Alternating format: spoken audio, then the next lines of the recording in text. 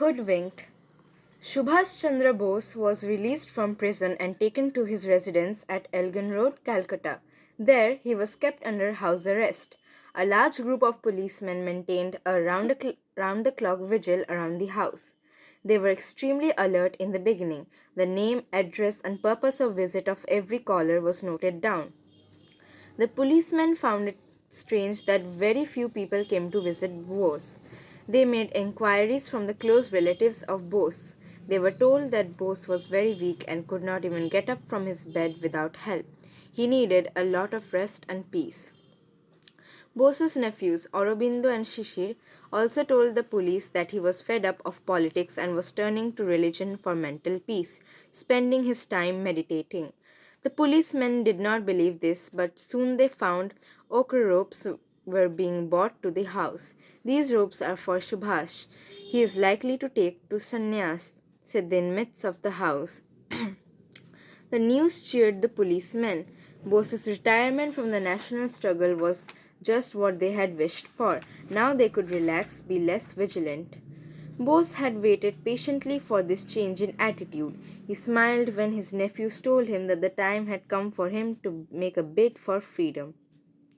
He grabbed the opportunity when it came. He made extensive plans for his escape and left nothing to chance. He worked out every minor detail. On the night of January 17, 1941, Bose got into the flowing robes of a Maulvi. Under the cover of darkness, he stood at the porch of his house. He could see the tent pitched by the police at a little distance from the house. A lone policeman was standing close to the gate.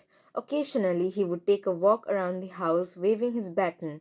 His gait was slow, almost lethargic. He yawned with boredom, muttered something to himself, and started on his round. He did not know that a keen pair of eyes were tracking his movement. Bose hung around, waiting for the right moment to make a dash for freedom. As soon as the cop's back turned, Bose hurried out of the gate. He checked once again to see if his path was clear. No cop was anywhere in sight. Luck was in his favor. He walked along the pavement and kept himself as much as possible in the shadows till he turned the corner. He heard the sound of a car engine. That sound was music to his ears. The car was waiting for him as planned. Its back door swung open the moment Bose hit. He got in quickly and slammed the door behind him. The car slid into motion. Bose breathed a sigh of relief. He had managed to escape. Nobody had got wind of it, definitely not the policemen. The car sped to a wayside railway station. Parking the car at some distance, the driver got out and headed straight to the booking counter. He bought a ticket for Peshawar, then hurried back to the car. The shrill whistle of the engine broke out the silence of the night. Bose, still wearing the robes of a Maulvi, got out of the car and tucked the ticket in the fold of his robe. Then he waved to his friend and moved towards the station. The Punjab mail was standing at the platform. Bose boarded the train and, finding a comfortable seat in a corner, sank into it. The guard sounded the whistle. The train was ready to move. There was a mad scramble as a few people still had to board the train. The train chugged out of the station, moving slowly at first. Soon it picked up speed. Bose looked out of the window. Millions of stars were twinkling in the sky.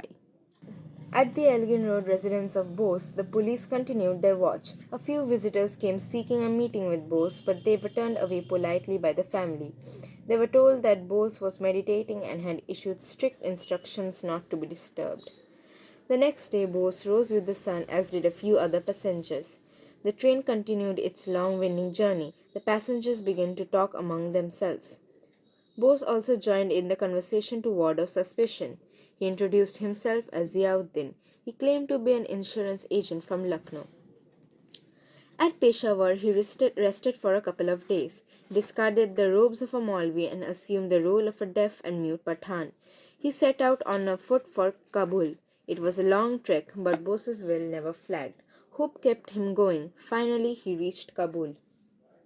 With the help of a map, With the help of a map, he found his way through the town. From the main road, he turned into the narrow by-lanes to avoid detection. At times, he had to retrace his steps, but he kept moving till he reached his friend's house. His friend Uttam Chand could not believe his eyes when he saw Bose. He He clasped his friend's hands firmly and fixing him with a stern glance, mumbled, I hope this is not your ghost. Bose smiled. Do I look like a ghost? At that moment, Uttam Chand's wife entered the room. She saw the stranger. His dress and manners roused her fears. She sought the man's identity by raising her eyebrows. Uttam Chand got the cue. He laughed off her fears and said, This is the man who has given the British the slip. This is Subhas Bose. Her face lit up with joy. She welcomed Bose with a smile and went out of the room to get some refreshments. She returned a little while later with a delicious kava, a special drink of that region. While the two friends sipped the drink, Bose told Uttam Chand how he had escaped from house arrest. By this time, the British government had learnt of Bose's escape. The government had ordered a manhunt for him. Uttam Chand also got to hear about this. He was giving refuge to a fugitive. This was a crime. Uttam Chand knew the risk, yet he decided to stand by his friend in his hour of need, confirming the maxim, a friend in need is a friend indeed. Kabul was not a safe town to be in. It was under British control. It was not Bose's final destination, and he would achieve nothing by staying there. Uttam Chand and some of his friends joined hands to get Bose an Italian passport. It was drawn in the name of Orlando Mazzotta. This passport was the magic wand. Bose waved it at the immigration counter and boarded a plane to Moscow.